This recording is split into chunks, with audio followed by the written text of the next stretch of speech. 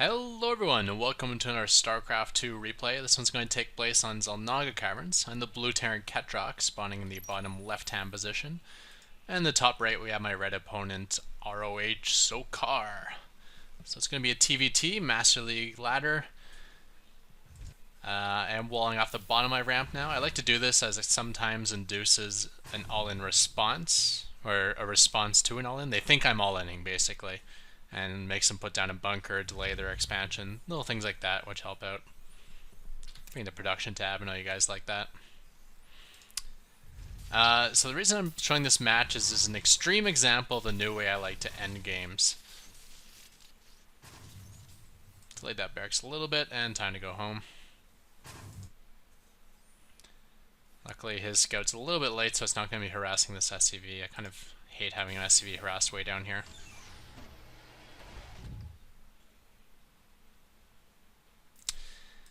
And going back to my old build order now, I find I'm in the dark too often. So I'm going back to delaying my Banshees again, which means I'm throwing down my scout barracks before my factory. I used to do that, and then I guess you guys convinced me that, you know, why is your factory so late?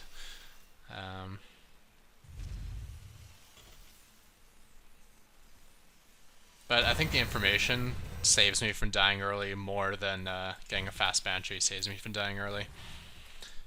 Plus, if I build it this early, I can go and like steal the tech lab if he's doing a swap to his Banshees or whatever, little cool things like that. So moving in here, and I see a second barracks going up and a 1-1-1 with no add-ons on either of these yet, which means it's probably going to be like Medevac and Hellion, or Viking and Hellion.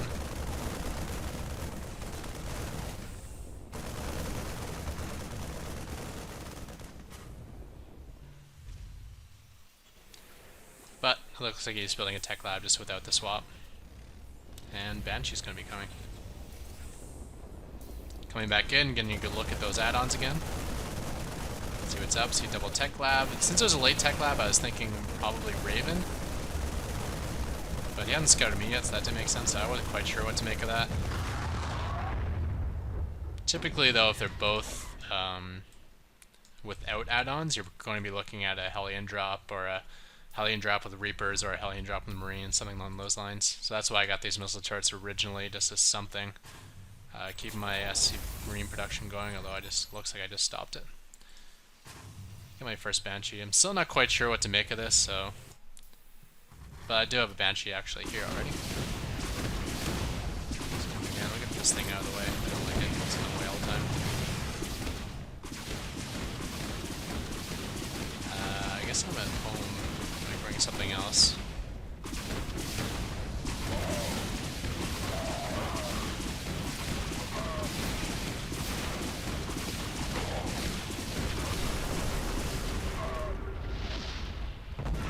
That was pretty heavy damage going on there. That should give me a really good lead. Even pulling in another Banshee. Unfortunately, did get that Raven out in time.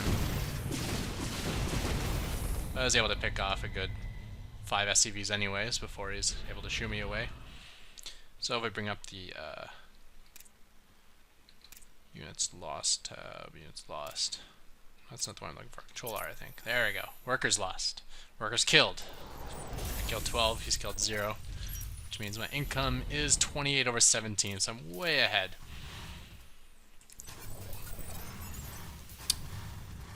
So, when you get ahead, you have two options. You can, one, try to go in for the kill. Try to take your lead to end the game. Or you can take your lead and just kind of compound on it and make an even bigger lead. Since I have the safety of knowing he's like behind, and I have the income to build, that means I can spend a lot of money on my economy and get my economy even further ahead than what it is now. So throwing down another command center, clearing up the destructible rocks to the third. Meanwhile, looks like a good number of tanks and Vikings here with some Marines. Looks like he did a little patrol of his base there.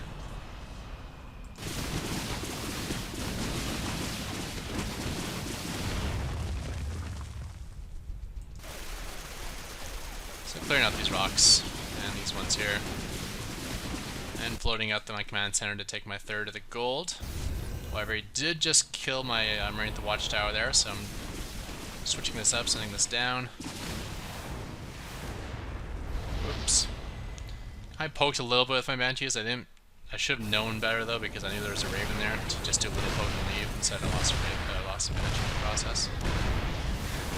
I have a decent number of Vikings myself, more than him, but he does have a PDD. So even now, we're going to slow down this match a bit.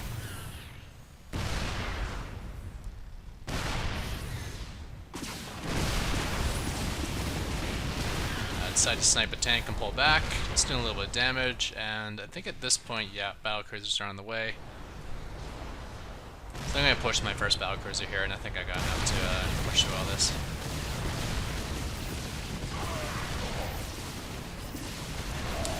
Not really microing these Vikings or these Banshees really well, but he's not microing his tank either. His tank is still firing Planetary Fortress when there's all these repairing SCVs that are free kills for him. With the second battlecruiser out, though, the end of that, there's no way he's cutting through this battlecruiser. Just a small handful of Marines.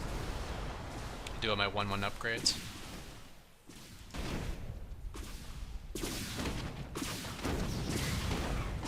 As Banshee did find my third here, but I've also made another command center at the fourth. Feeling pretty good now that I've gotten rid of his push.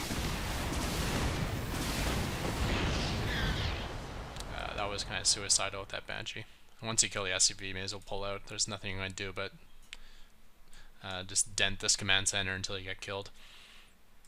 Maybe if you have a cloak, you can try to cloak and get away, but without cloak, you definitely should just not throw away your Banshee like that.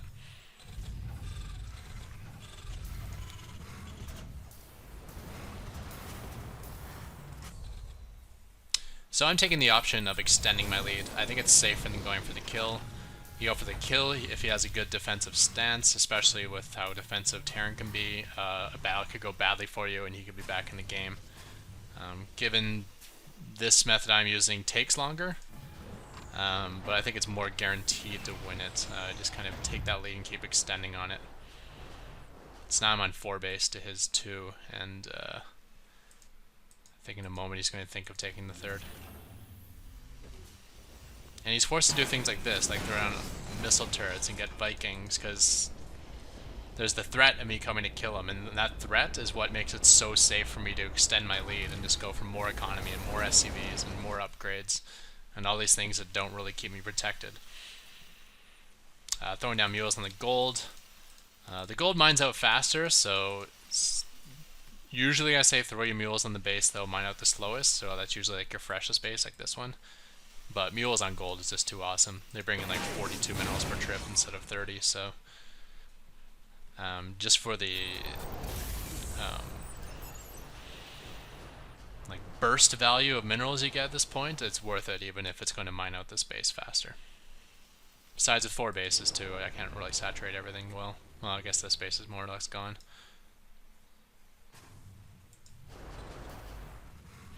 It's getting a mix of battlecruisers and Vikings. I knew he already made some Vikings, so I'm assuming he'll stick with that route, so I'll keep my Viking count fairly high.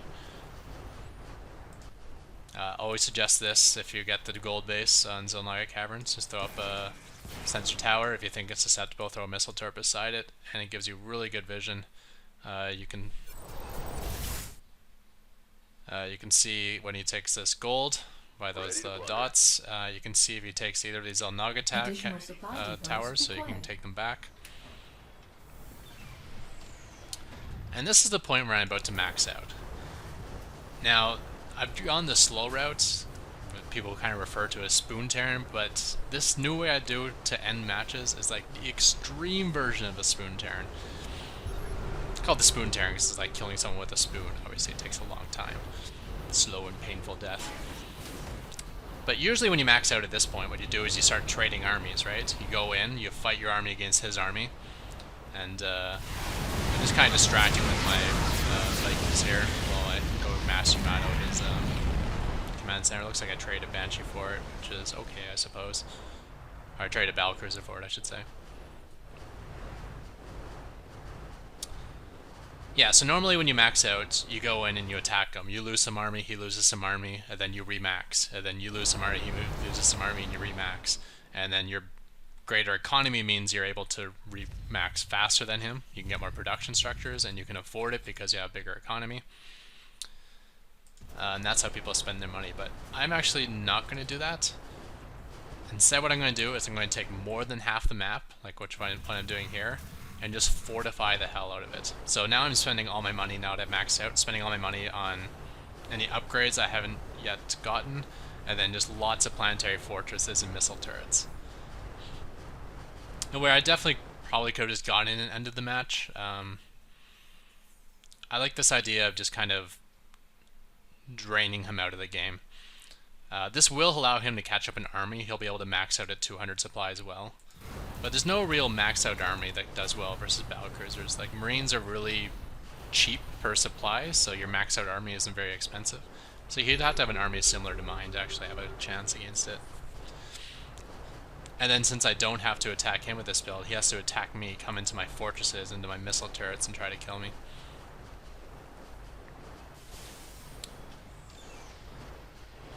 So there you have it. You get more than half the map, so if it's a draining out the map sort of game, you'll always have leftover money that he won't. And then just fortification.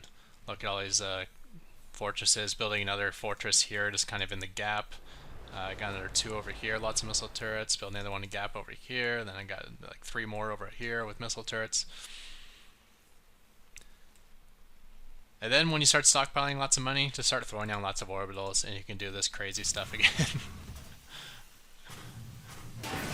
So, even to speed up the process, rather than having 2/3 of the map, I'm going to take even more than 2/3 of the map, because I'm going to start mass muling his bases. And even able to do multiple trips, because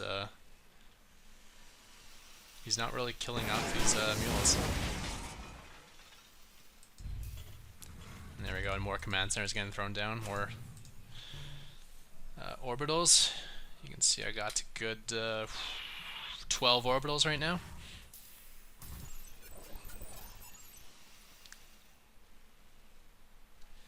And we'll speed up to 4x. You can tell the game's basically over at this point. In fact, this is an extreme example because AI is so far ahead that it's you can see how ridiculous it's getting with all these orbitals everywhere, and fortresses, and how easy it was to like just secure my 2/3 of the map. And the other thing that's like exaggerated about this game is the fact that he hasn't quit. It doesn't have to drag out to the point where he runs out of money. You can just recognize the fact, hey, I can't kill my opponent. He has more than half the map. I'll just leave the game. Bring up the army tab. You can see his army's actually quite a bit bigger than mine. I can see he's maxed out with a lot less SCVs. Yeah, 56 to 105. Oh well, but with all my orbitals and they're not much PEDs here, I expected engagement. Never happened.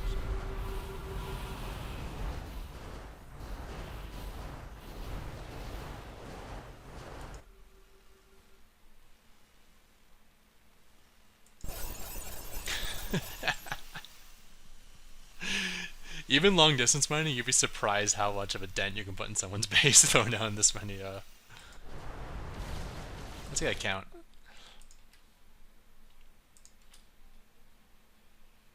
Oh, looks like he's starting to kill him off.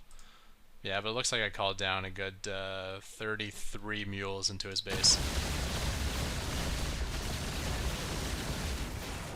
Looks like some of them even able to do the return trip. Just Yumao all his missile turrets while he is out of position there.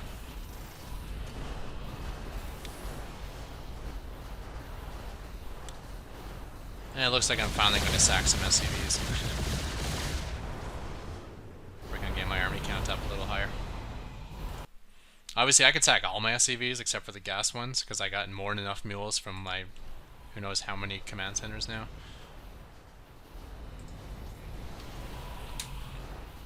15 orbital commands, I think that's more than enough to get the minerals I need. But instead I just use all my mining to long distance mine this base. Sacking more CVs.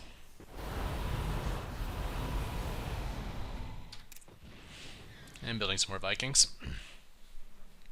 So the army tab should look a little bit closer now. He's got 17,000, I got 13,000. I guess I must still have a lot more S. No, I don't. Well, I guess he has more Ravens, right? Ravens are much more expensive. He's got 4, I only got 2.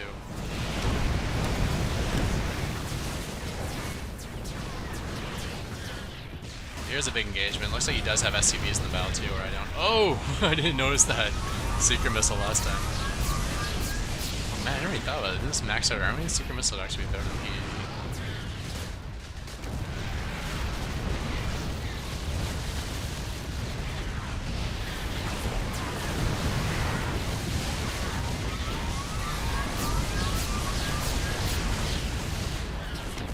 Looks like he does actually break through with a decent army left over. But he's basically mined out his side of the map now. Not a whole lot left, and these mules are going to make sure that what is left is mine.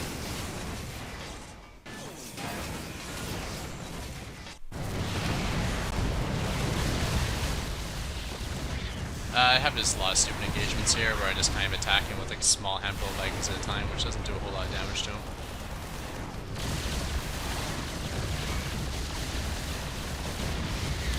Bunker actually took out a battle cruiser. Upgraded Marines to the rescue. There goes another one too. Maybe another one? Alright! Maybe these stupid engagements aren't quite as stupid. Also, all the new Vikings that come out of this, these starports just instantly die.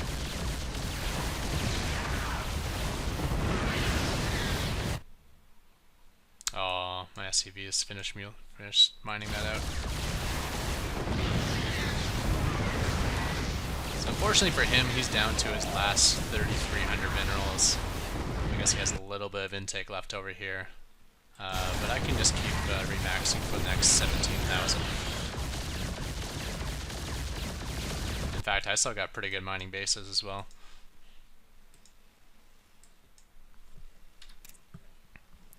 So building my 11 Vikings at a time, building some more starports. So I'm starting to get a little bit worried. I'm just throwing away units after units after units. This was dumb. I tried to focus fire the battle cruiser, even though I didn't know he has all those mules there. But 2 can play that game. Oh, looks like he had 1 patch left over here. I got that one, I'm pretty sure.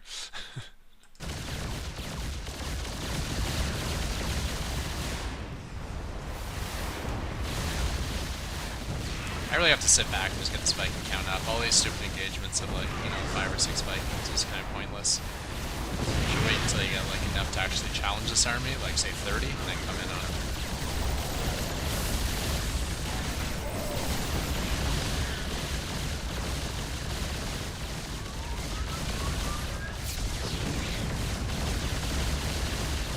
This is another reason you don't build all your production in one spot. Had I had, say, like all my starports right here, then I'd be dead, because everything you would, every time a unit would pop out, you'd be able to kill it instantly. Once someone can get into your production, you're in a lot of trouble. Basically, you just gotta stop producing for that production and produce from your production elsewhere, and that's why you need production in multiple places. So I got another 5 starports over here, I got another 5 starports over here.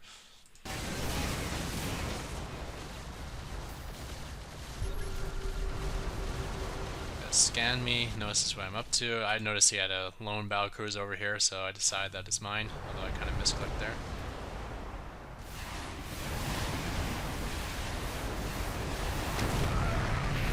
Actually has a lot of battle cruisers.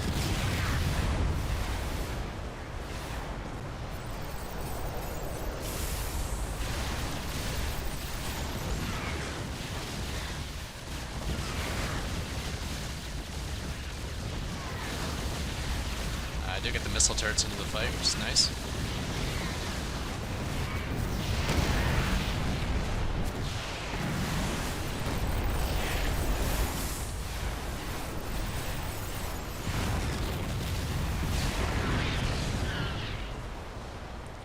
So down to a few Vikings there, although I got some more clustering up in this zone.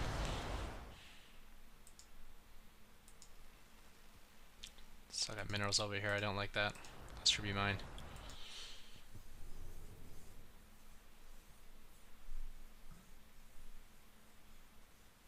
Oh wait, what's that? There we go. Yep, I found them. Oh, whoops, I missed. You can't even see the mineral patch once you call down enough of the mules. It's hard to even hit it. He does have a bunch of repairing SCVs, and it looks like this is the end of his money. Yeah, he can't even repair anymore. His mineral count's at 0.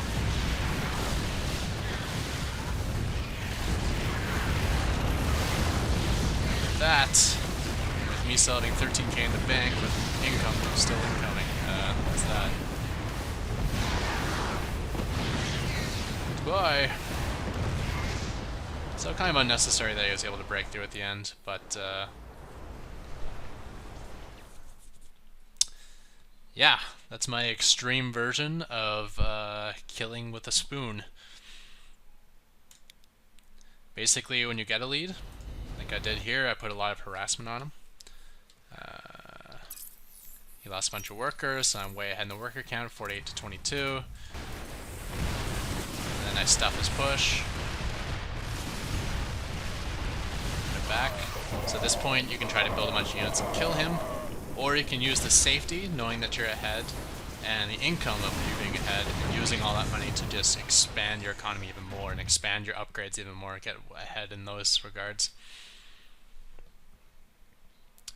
That's what I do. I expand until I'm way ahead here, and then what I do is take more than half the map.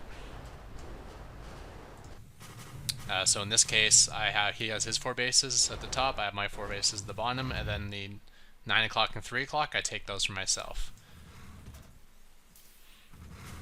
And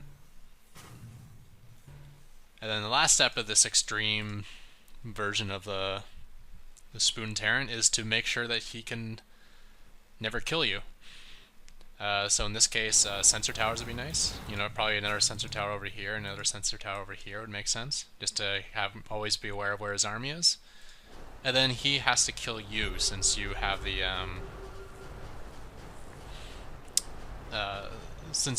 economic advantage. If you both dry out all your resources, you'll win the game. So he'll have to attack into your fortresses and your mass missile turrets. And your army. So as long as you keep tabs over where his army is, you can go at him with your army.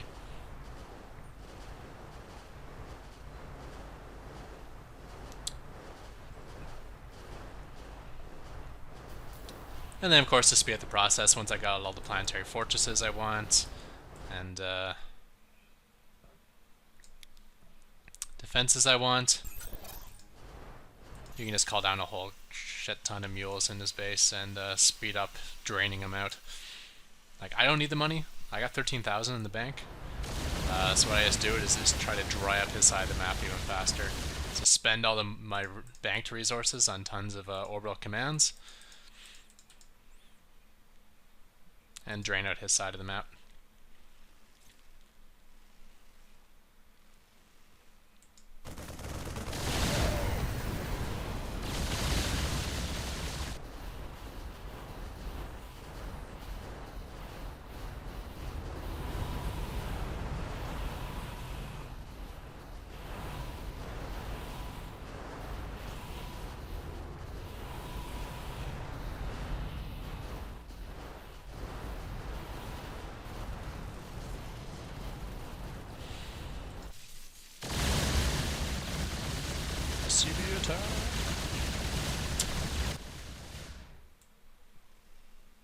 Yep, so the fortifications are in place.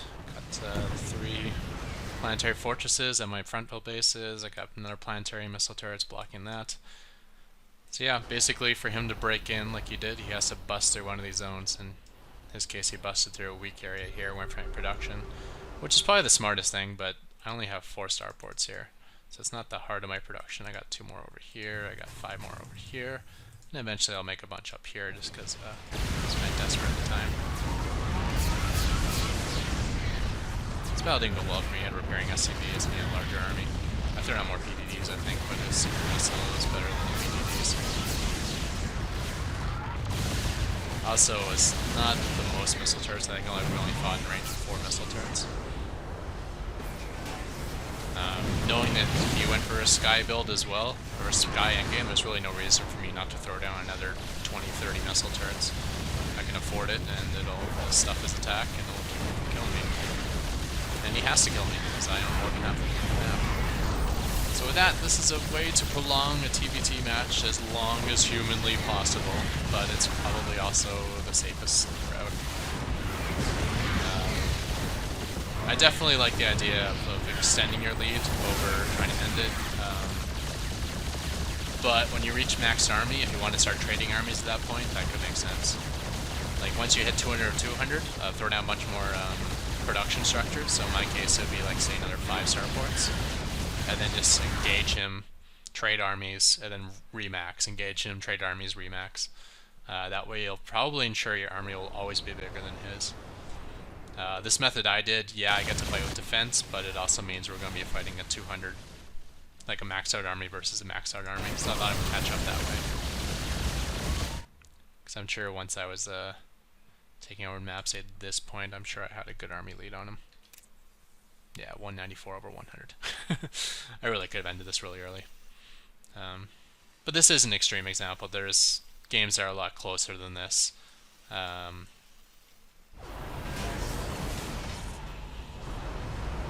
Where I think the strategy has more practical use. Obviously, when you're ahead this much, you can just go end the game. So with that, we will call that the end of this video. Thank you, everyone, and goodbye. Oh yeah, and check the description for a thumbs up link, and yeah, check out this channel.